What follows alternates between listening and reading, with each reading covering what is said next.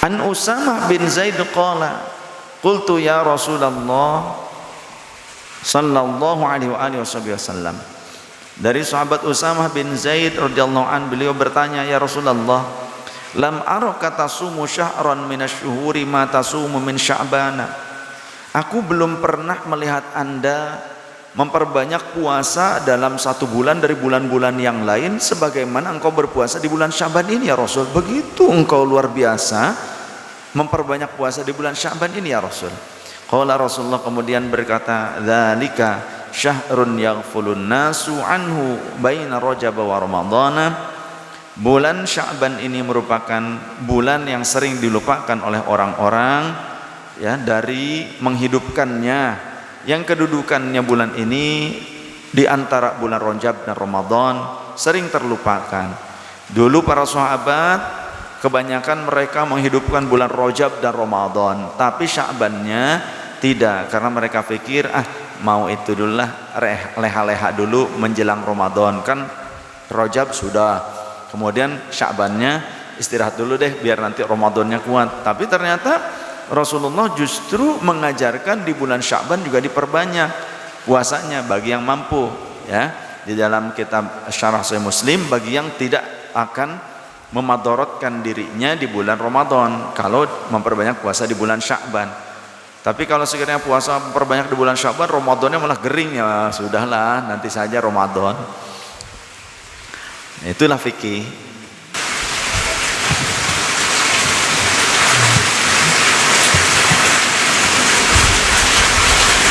Keterangan hadis yang tadi terdapat di dalam Sunan An-Nasai juz keempat halaman 201, juga riwayat Imam Abi Dawud dalam Sunan Abi Dawud, dan Imam Ibnu Khuzaimah menyatakan sahih riwayat yang tadi.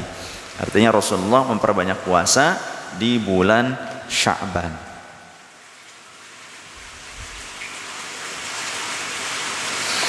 Di dalam riwayat yang lebih lengkap, redaksinya sama dari sahabat Usamah bin Zaid radhiyallahu anhu.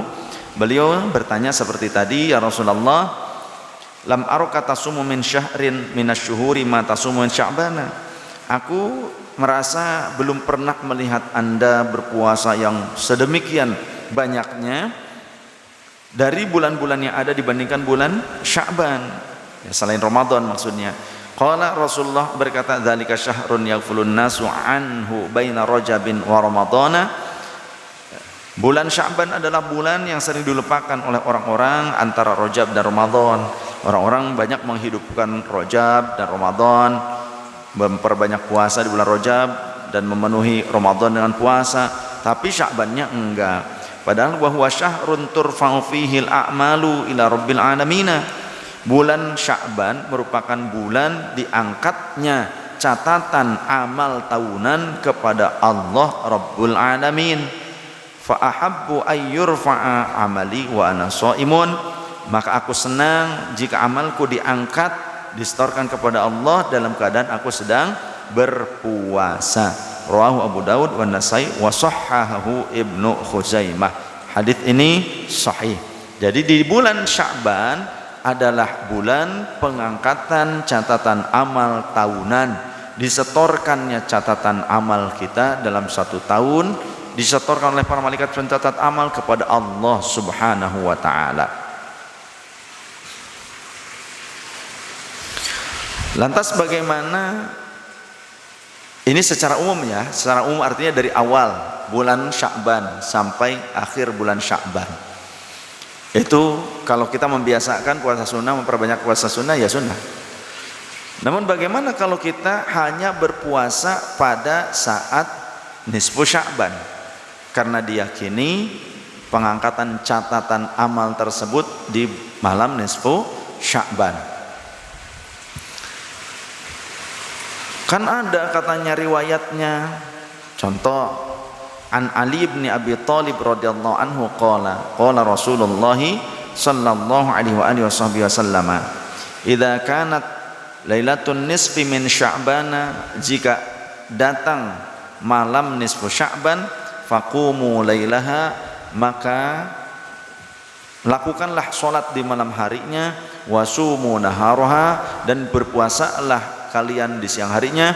Fa innallaha yanzilu fiha lighurubi syamsi, karena sungguhnya Allah menurunkan limpahan rahmat, perhatian dan ampunannya pada nisfu Sya'ban tersebut, dari mulai terbenamnya matahari malam nisfu Sya'ban ila sama'i dunya, ke langit pertama diturunkan perhatian dan rahmat serta ampunan tersebut.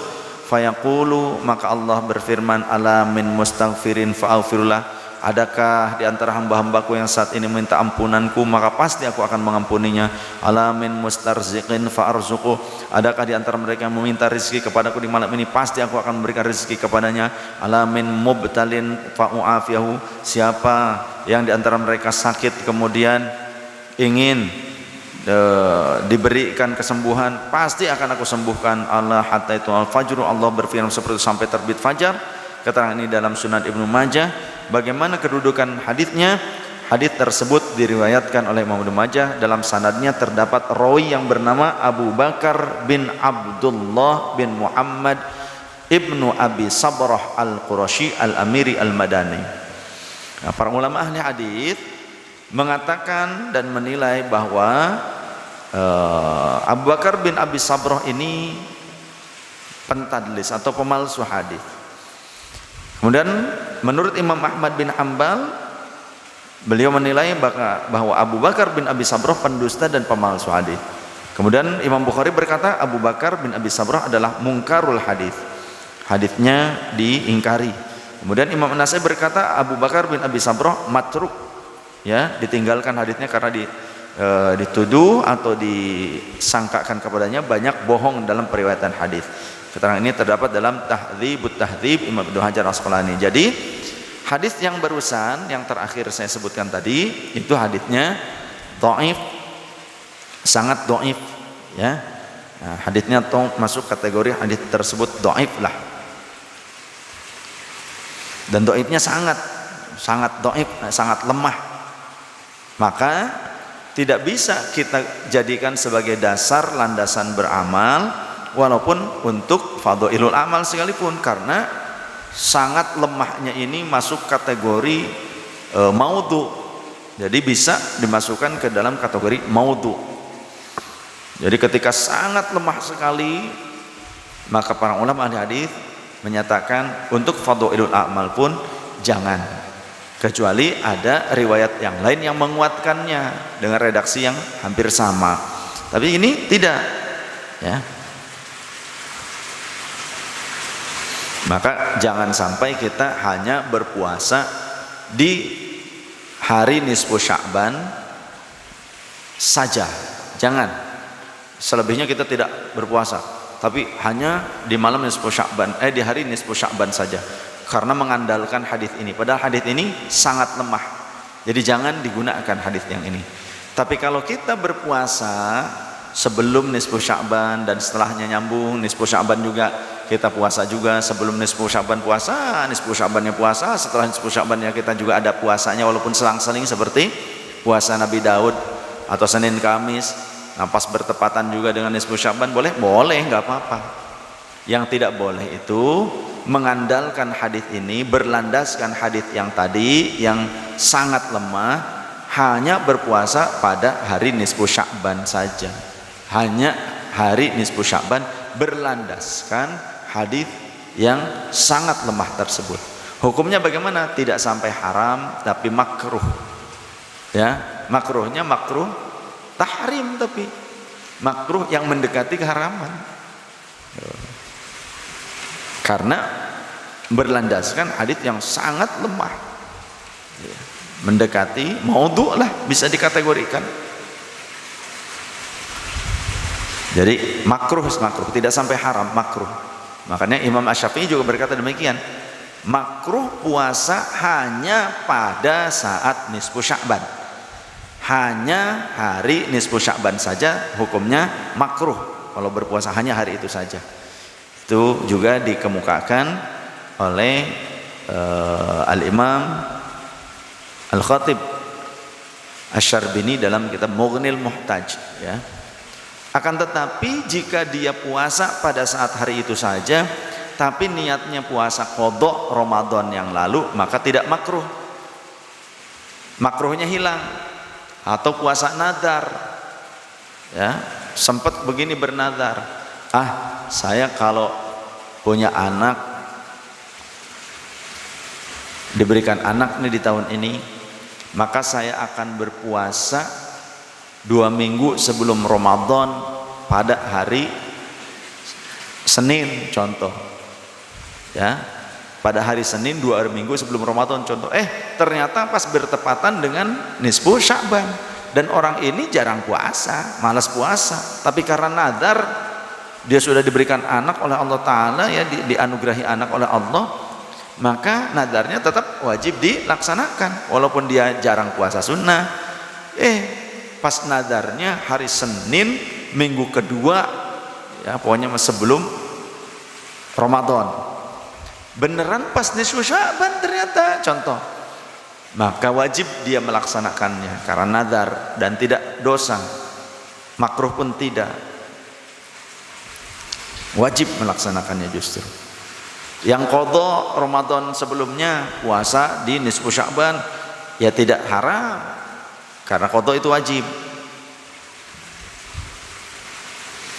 Atau bagi yang puasa sunnah di hari nisfu Sya'ban tapi nyambung dengan kebiasaan sebelum nisfu Sya'ban, atau hari sebelum nisfu Sya'bannya dia puasa, kemudian nisfu Sya'bannya puasa, kemudian setelah nisfu Sya'bannya juga puasa 1 hari 1 hari, gitu ya, 1 hari sebelum nisfu Sya'ban, 1 hari setelah nisfu Sya'ban, plus nisfu Sya'bannya. Boleh, makruh tidak haram, apalagi haram tidak, tentunya makruh saja tidak. Jadi yang makruh itu yang hanya puasa sunnah di saat hari nisfu Sya'ban saja, sedangkan yang lainnya tidak, males lah pokoknya.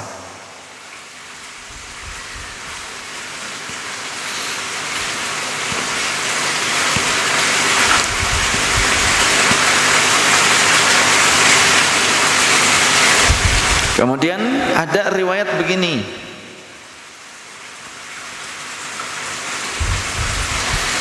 an Abi Hurairah radhiyallahu anhu qala an-nabiyyu sallallahu alaihi wasallam, baginda Rasul bersabda, idzan tasafa Sya'bana fala siyamalah, jika sudah memasuki nisfu Sya'ban, pertengahan Sya'ban, maka fala siyamalah, janganlah engkau berpuasa setelah nisfu Sya'ban. Ini riwayatnya riwayat Imam Abi Dawud, riwayat Imam At-Tirmidzi, riwayat Imam An-Nasai dalam Sunanul Kubra, riwayat Imam Ibnu Majah, riwayat Imam Ahmad dan yang lainnya. Juga disahihkan oleh Imam Ibnu Hibban. Kalau menurut riwayat Imam As-Suyuti hadisnya hasan. Bagaimana memaknai dan memahami hadis ini? Jika sudah memasuki pertengahan bulan Sya'ban, janganlah kalian berpuasa, ya. Dalam kitab Al-Fiqhul Islam wa Adillatuh karya Syekh Wahbah Az-Zuhaili, ada 10 jilid kitabnya, bahwa disebutkan dalam hadis tersebut tidak boleh puasa setelah memasuki nisfu Sya'ban. Maksudnya puasa yang dikhususkan pada pertengahan bulan Sya'ban yang terakhir, ya. Orang cuma mengkhususkan puasa sunnah memasuki 2 minggu terakhir dari bulan Sya'ban, atau setengah bagian Sya'ban yang terakhir. Kalau Sya'ban dibagi 2, 1 bulan Sya'ban yang akhirnya itu dia hanya mengkhususkan puasa sunnah di bulan itu saja, sedangkan sebelumnya tidak berpuasa. Itu yang dimakruhkan. Itu yang dimakruhkan. Jika ia sudah terbiasa puasa dari sebelum nisfu Sya'ban, kemudian dia nyambung nisfu Sya'ban yang terakhir, ya, setelah nisfu Sya'ban itu sampai akhir Sya'ban dia tetap membiasakan puasa sunnah, maka jangankan haram, sunnah makruh pun tidak, artinya tetap mendapatkan pahala sunnahnya. Boleh, silahkan.